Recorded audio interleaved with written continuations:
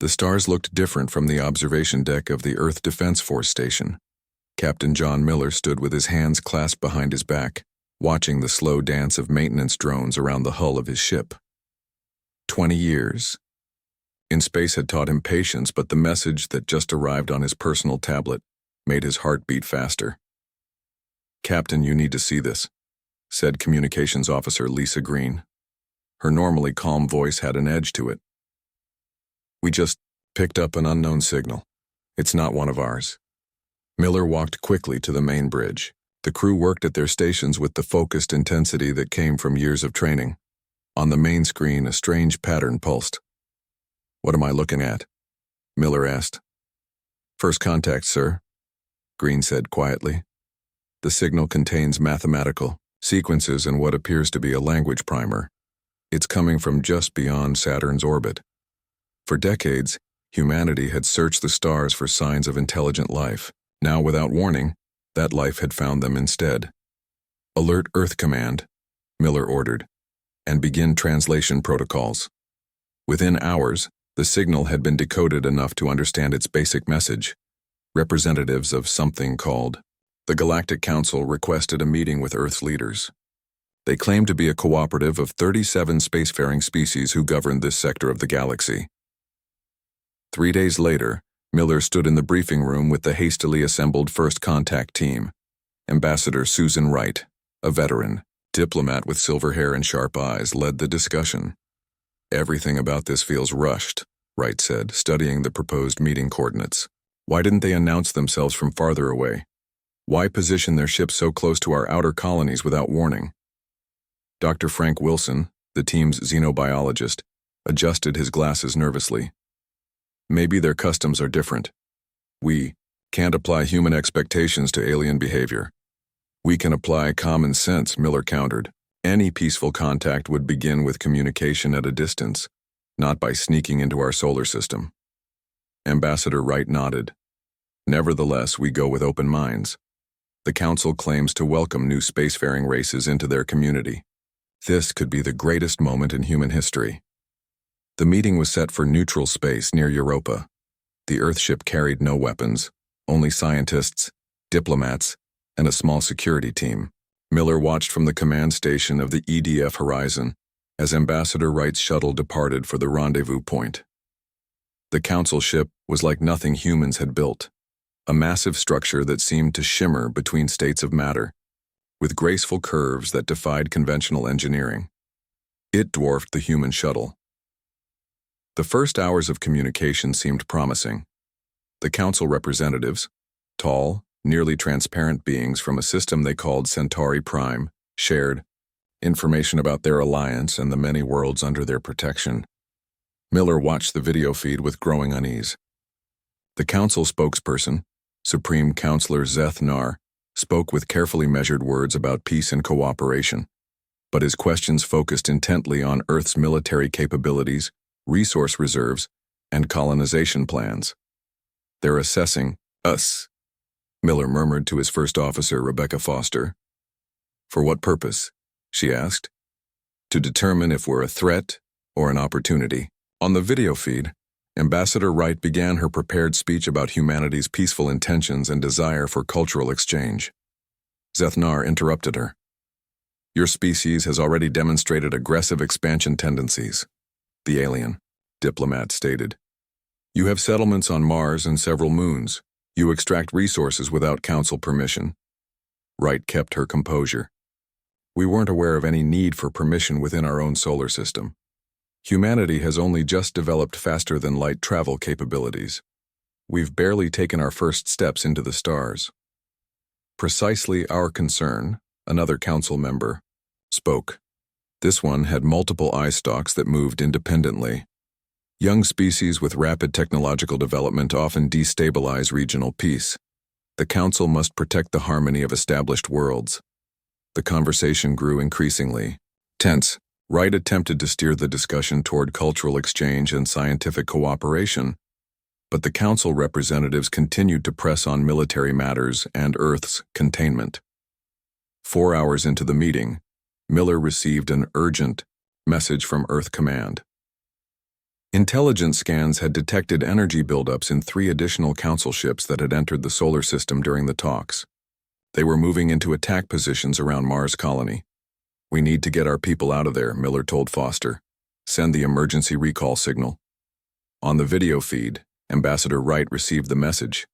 She kept her face neutral, but Miller could see the tension in her shoulders. "It seems our time today must be cut short," she told the council representatives. "We look forward to continuing these discussions after." "There is a matter we have not yet addressed," Zethnar interrupted.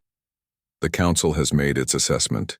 Humans are classified as a Category 3 species, too unpredictable to join galactic society as equals at this time." Wright's expression hardened.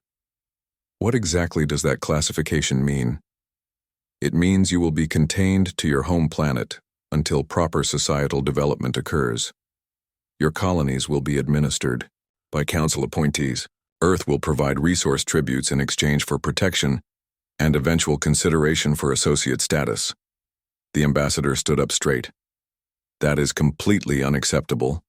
Earth and its colonies are sovereign territory. We have no interest in becoming subjects of your council." "The decision has been made," Zethnar said simply. "Resistance will only result in reclassification to Category 4, which would necessitate more direct intervention." Miller watched helplessly as Wright signaled her team to leave. The human delegation began moving back toward their shuttle. "Captain," Foster called out, her voice tight with alarm, "council ships are powering weapon systems." On the video feed, Wright's security team noticed something too. They moved to protective positions, drawing their sidearms, standard procedure, but a fatal mistake in this context. "They're armed," one of the council representatives shouted, though the small handguns posed no threat to their massive ship. What happened next unfolded in terrible slow motion.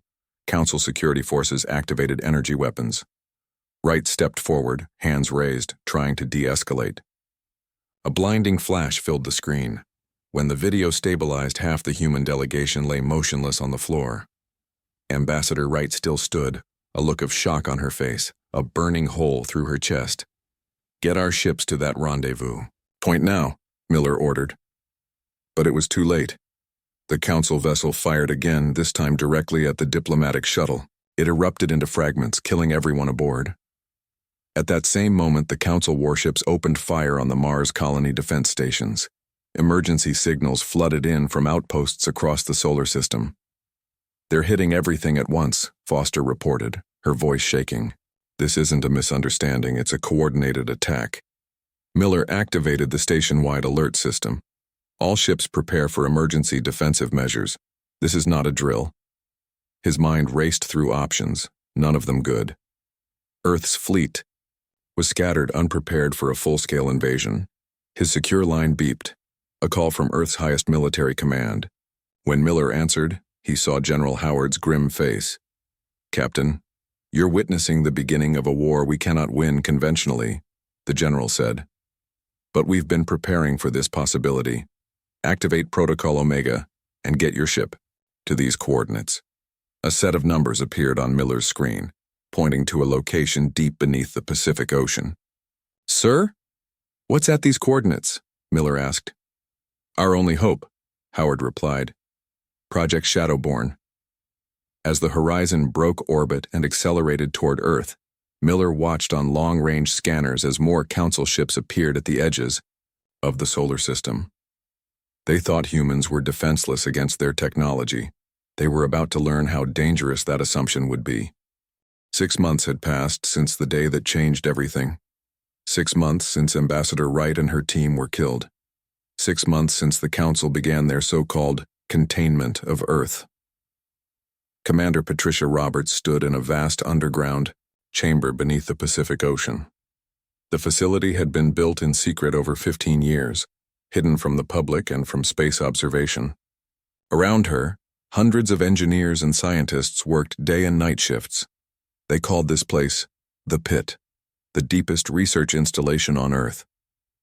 "Status report," Roberts demanded, her eyes fixed on the massive shape taking form in the main construction bay. Chief Engineer Ben Cooper wiped sweat from his forehead. "Dark matter containment fields are holding at 94% stability, Commander." That's up 3% from yesterday. Roberts nodded.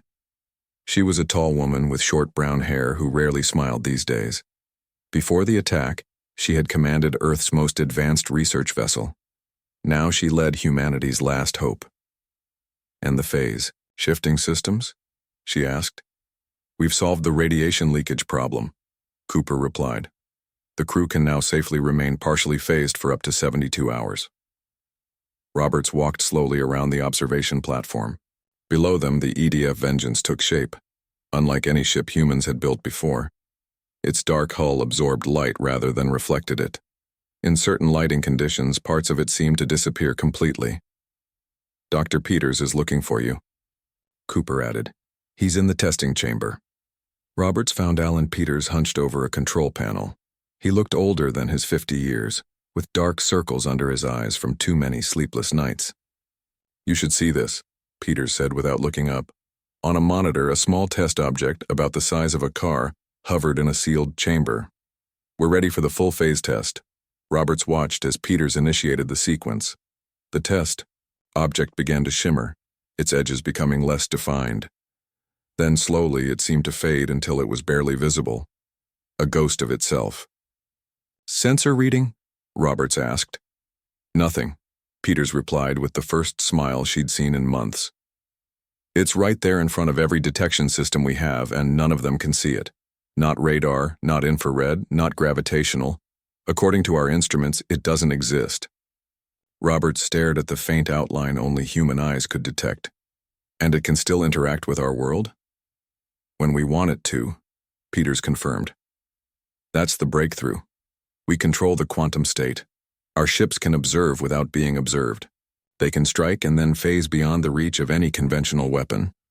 Roberts thought about what this meant. 6 months ago, the Council had established outposts throughout the solar system, destroying any human ships that approached. Earth was effectively quarantined, cut off from its own colonies on Mars and Europa. Millions of colonists lived under alien occupation. Conventional warfare was impossible. The Council's technology was too advanced, their ships too powerful. But this changed everything. How soon can the Vengeance be ready for deployment? She asked. 2 weeks, Peters said. The other 3 ships will follow 1 week after that. Roberts nodded. I want day and night testing. We need to be certain the systems won't fail during combat operations. There's something else you should see, Peters said, leading her to another section of the lab. Here, strange-looking weapons were being assembled.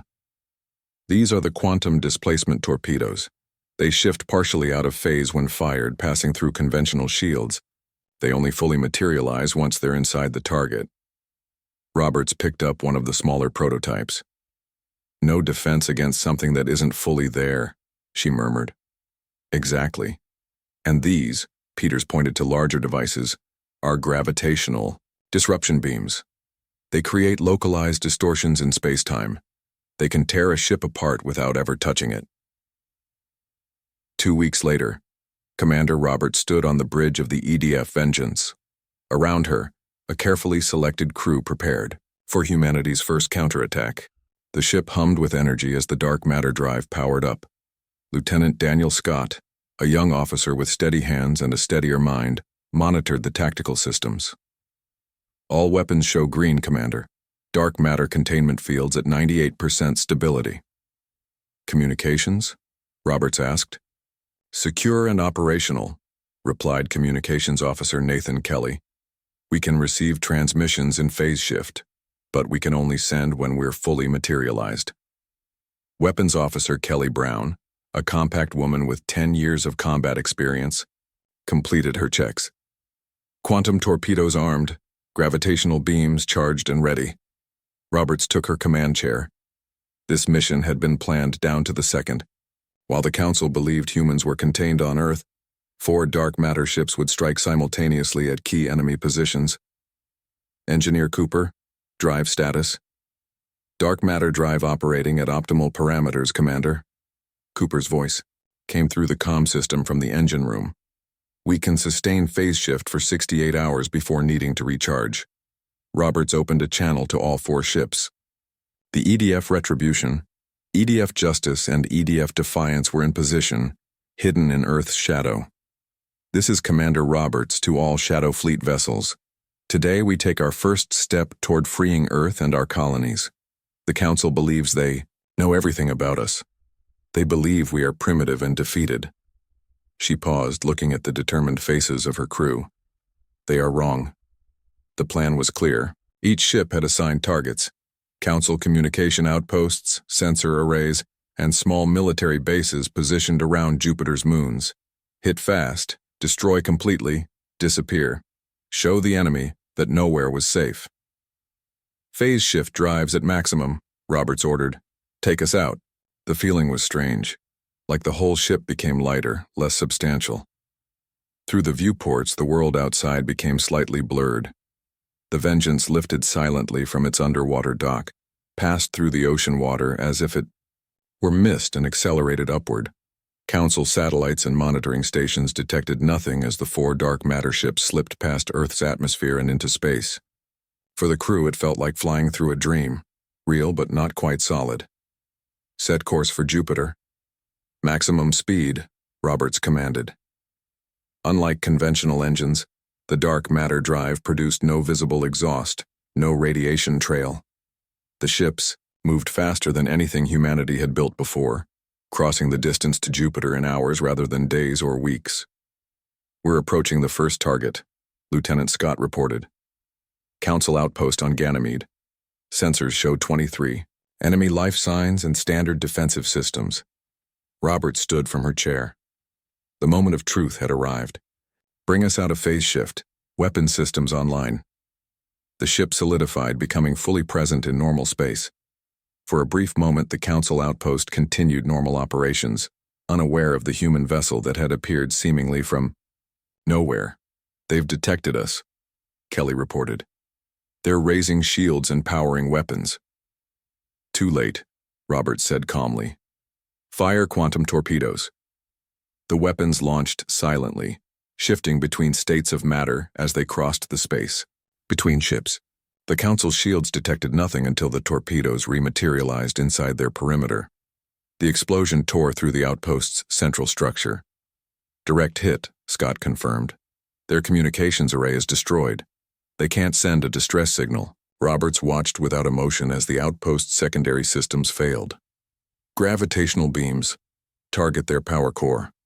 The invisible force reached out from the Vengeance, distorting space around the damaged outpost. Metal twisted and bent, as if crushed by giant hands. In seconds, the entire structure collapsed in on itself. Target neutralized, Brown reported. Phase shift now, Roberts ordered, and the Vengeance faded from conventional detection, becoming once again a ghost ship. Set course for the next target. Across the Jupiter system, the other 3 ships executed similar attacks. Council forces scrambled to respond, but they couldn't fight what they couldn't detect. By the time any ship reached an attack site, the B, human vessels had already phased out and moved to their next objective. 6 hours into Operation Phantom Strike, Roberts received the first status reports from the other ships. All primary targets had been destroyed. No Shadow Fleet vessels had been damaged. Send the message to Earth Command, Roberts told Communications Officer Kelly. Phase 1 complete, proceeding to Phase 2. The real war had just begun.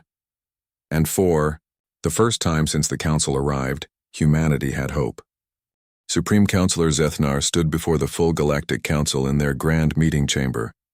Representatives from 37 spacefaring civilizations filled the curved rows of seats that rose like a giant bowl around the central speaking platform.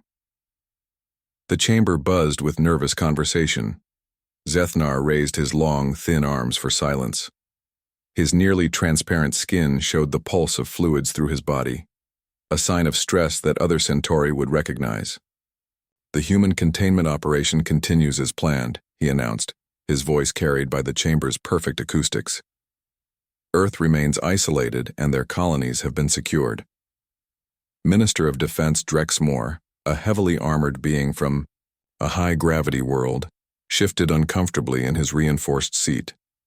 He knew what Zethnar had just said wasn't entirely true. For the past week, Strange attacks had hit Council outposts near the human solar system. Ships and stations had been destroyed without warning. Sensor networks reported nothing before the attacks happened.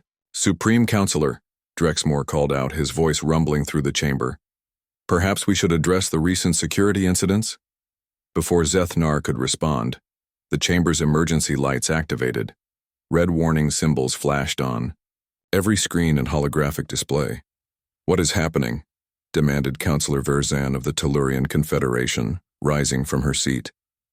The chief security officer rushed to Zethnar's side, speaking urgently into his ear. The Supreme Counselor's skin paled to near-complete transparency. "We are receiving reports," Zethnar announced, trying to maintain calm, "that several of our border outposts have gone silent." The massive holographic display at the center of the chamber showed a map of Council space. One by one, red warning symbols appeared at the edge of human territory. "How many outposts?" asked Verzan. 17 so far, the security chief replied. "All communications lost within the past hour." Drexmore stepped forward. "This must be some kind of technical malfunction.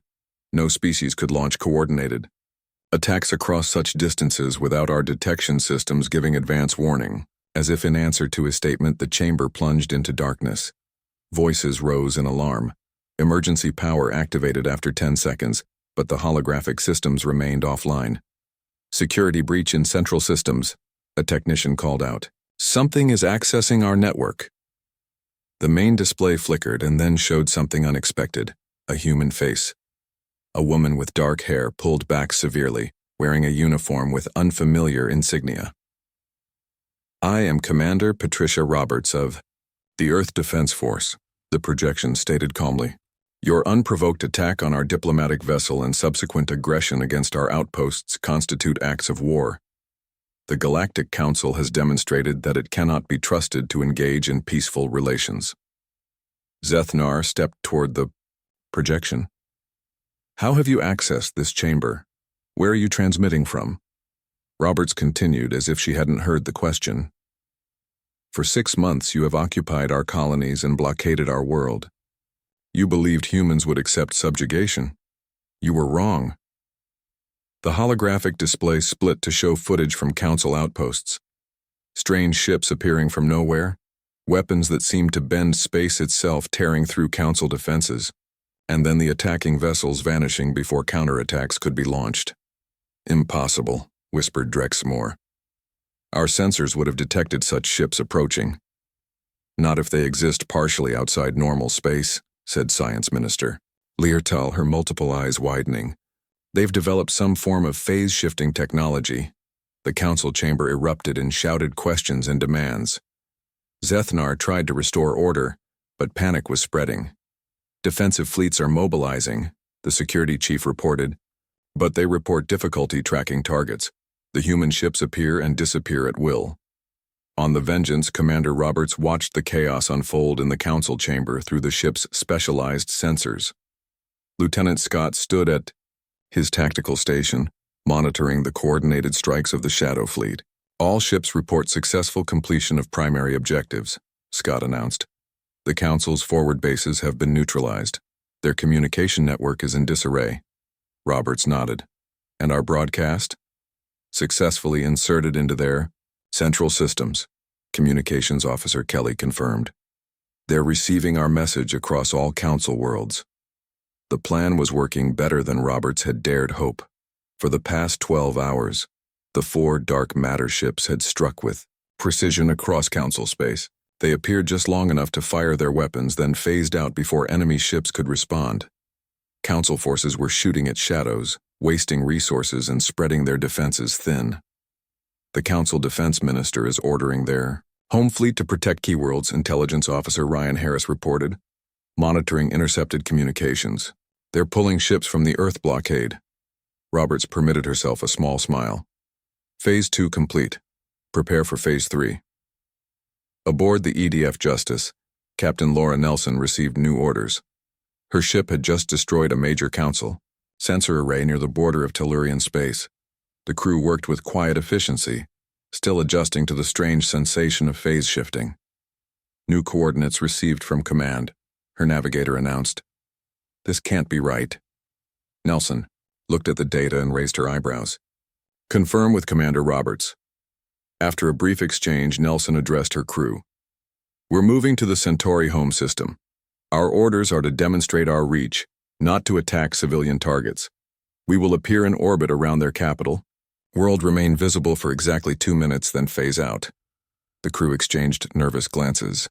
The Centauri were the dominant species in the Council, and their home system was deep in Council space, supposedly unreachable by any potential enemy.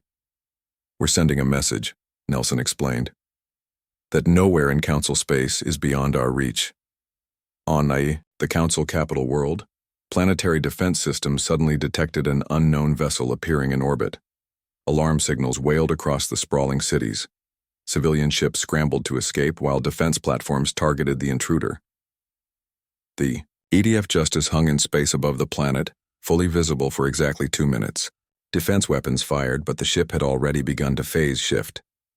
Energy blasts passed through its partially material form without effect. Then it vanished completely. Similar demonstrations occurred simultaneously above 5 other Council homeworlds. None of the human ships fired a single shot. They didn't need to. The message was clear. Back in the Council chamber, reports flooded in from across Council space. Defense systems had failed. Military installations lay in ruins. And now human ships had appeared above major homeworlds before disappearing again. "How is this possible?" demanded Versan, confronting Zethnar directly. "You assured us humans were a primitive species barely capable of interplanetary travel." "Our intelligence was incomplete," Zethnar admitted, his authority crumbling before the assembled Council. "Incomplete?" roared Drexmore. "They have technology we've never seen before, technology that makes our defenses useless." On the main display, Commander Roberts appeared again. "The Earth Defense Force has demonstrated our capabilities. We have neutralized your military assets without a single civilian casualty. This restraint should not be misinterpreted as weakness." Roberts leaned closer to the camera. "We demand the immediate withdrawal of all Council forces from Earth, Mars, and all human colonies. We demand reparations for the unprovoked attack on our diplomatic vessel. We demand recognition of human sovereignty in our solar system." She paused, letting her words sink in. "You have 24 hours to begin compliance. After that, Phase 4 of our operation will commence." The transmission ended, leaving the Council chamber in stunned silence. "We have no choice," Science Minister Leartal said quietly. "Their technology renders our defenses obsolete. If they wanted to destroy our worlds, they could have done so already." "We cannot surrender to primitives," Zethnar protested. "Counselor?" Ferzan stood up. "The Supreme Counselor's judgment in this matter is compromised. I call for an emergency vote to remove him from authority in this crisis and to open immediate negotiations with the humans." One by one, Council representatives signaled their agreement. Zethnar watched helplessly as his power slipped away. In Earth orbit, the 4 dark matter ships regrouped. Their crews were tired but triumphant. For the first time in 6 months, the Council blockade ships were retreating, pulling back to defensive positions. Message from Earth Command. Communications Officer Kelly reported to Commander Roberts. "The Council has requested emergency talks. They're sending a delegation." Roberts nodded. "Inform Earth Command will provide escort for their diplomatic team." She looked around at her exhausted crew. "You've all performed beyond expectations. The Shadow Fleet has changed the balance of power in a single day." Lieutenant Scott permitted himself a rare smile. "They never saw us coming, Commander." "And that," Roberts replied, "is why we won." 2 weeks after Operation Phantom Strike began, representatives from 15 Council worlds arrived at the meeting point. The location was symbolic, an ancient space station belonging to the Archivists, a species that had maintained neutrality in galactic affairs for thousands of years. The station hung in empty space at the exact midpoint between Earth and Centauri Prime. Captain John Miller looked out the viewport of his shuttle as they approached the station. Its design was unlike anything humans or the Council had built. A series of connected rings that rotated slowly, creating artificial gravity through centrifugal force. The material of its hull seemed to shift colors as light hit it from different angles. "Impressive, isn't it?" asked Chief Negotiator William Carter, who sat beside Miller. Carter was a veteran diplomat in his 60s, with a calm voice and steady hands. Earth's leadership had chosen him to lead the negotiations because of his experience resolving conflicts during the early Mars colonization disputes. "The archivists built this station over 9,000 years ago," Carter continued. "They've been observing and recording the rise and fall of civilization since before humans invented the wheel." Miller nodded, still watching the station grow. Larger in the viewport. "Do they have any stake in these negotiations?" "Only in recording what happens," Carter replied. "They don't interfere, they just witness." Their shuttle docked alongside a much larger council vessel. Security teams from both sides had already swept the station to ensure neutral ground. As Earth's military advisor, Miller would stand behind Carter during the talks, ready to answer any questions about human defensive capabilities. "Remember," Carter said quietly as they prepared to disembark, "we're not here to humiliate them. We want a lasting peace, not a temporary advantage." Miller thought about the past 6 months. The attacks on human colonies, the deaths of Ambassador Wright and her team, the families separated by the council blockade. Part of him wanted the council to suffer for what they had done. But he understood Carter's point. A peace built on resentment wouldn't last. The archivist station's main chamber was a large circular room with a domed ceiling that displayed a perfect representation of the surrounding stars. A round table occupied the center, with chairs arranged for both delegations. Archivist observers, tall, silent figures in flowing robes, stood at the edges of the room, recording devices in their four-fingered hands. The council delegation entered from the opposite door. Miller recognized Supreme Counselor Zeth Nar from video footage, but the Centauri leader no longer led the group. Instead, Counselor Verzan of the Tellurian Confederation stepped forward first, followed by representatives from 14 other council worlds. The negotiations lasted 3 days. They had moments of tension, particularly when discussing reparations for the council's unprovoked attack. But the human delegation, bolstered by their technological advantage, remained firm yet fair in their demands. "The council accepts responsibility for the unfortunate incident involving Ambassador Wright's vessel," Verzan stated during the opening session. "We acknowledge that our assessment of humanity was flawed." Carter nodded, but pressed further. It was not merely flawed. It was an unprovoked act of aggression against a peaceful diplomatic mission. Science Minister Leartal leaned forward, her multiple eyes blinking in sequence. "If I may speak plainly, our intelligence suggested that humans were developing dangerous technologies. We acted out of fear." "Fear does not justify invasion," Miller said, speaking for the first time. "And your fears were misplaced. We developed this technology because of your actions, not before them." This revelation caused a stir among the council representatives. Miller saw the shock on their faces as they realized the dark matter phase shift. Technology had been humanity's response to their aggression, not the cause of it. "You're saying the Shadow Fleet was built after our first contact?" asked Verzan. "We had theoretical research into dark matter applications," Miller explained. "But the weaponization and rapid development occurred after you attacked our diplomatic vessel and invaded our colonies." The council representatives exchanged troubled glances. Their preemptive strike, meant to contain a potential threat, had instead created exactly what they feared. By the second day, discussions turned to the new boundaries between human and council space. Carter unfolded a star map on the table. "Claim sovereignty over our solar system and these nearby systems where we had begun exploration before your arrival," he said, indicating several star systems near Earth. "We have no immediate interest in expansion beyond these borders." Verzan studied the map carefully. "These terms are acceptable. The Council will withdraw all forces from these regions within 30 days. The most difficult negotiations concerned the future relationship between humanity and the Galactic Council. The Council representatives initially insisted that Earth must eventually join their alliance, but Carter firmly rejected this. "Humanity will remain independent," he stated, We are open to trade, cultural exchange, and diplomatic relations, but we will not subject ourselves to council authority. On the final day, the two sides reached an agreement that would be known as the Sol Accords. Under its terms, the council would recognize human sovereignty, withdraw all forces from human territory, and pay reparations for the damage done to human colonies. In return, humanity would share limited scientific knowledge, but not weapons technology, and establish normal diplomatic relations with council worlds. As the delegates prepared to sign the document, Miller received a private message on his secure tablet. It was from Commander Roberts aboard the Vengeance, which maintained position nearby, hidden in phase shift. "Are they being sincere?" her message asked. Miller studied the council representatives.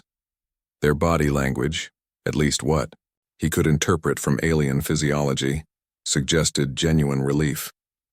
They had faced a technology they couldn't counter and had chosen a diplomatic solution over continued conflict. "I believe they are," he replied to Roberts, "but the Shadow Fleet remains our insurance policy." After the signing ceremony, Miller stood with Carter on the observation deck, watching the council ships depart. "Will it last?" Miller asked. Carter considered the question. "Peace treaties are only as strong as the commitment behind them. The Council now understands that humans aren't easily subjugated. That's a powerful incentive for them to honor the agreement."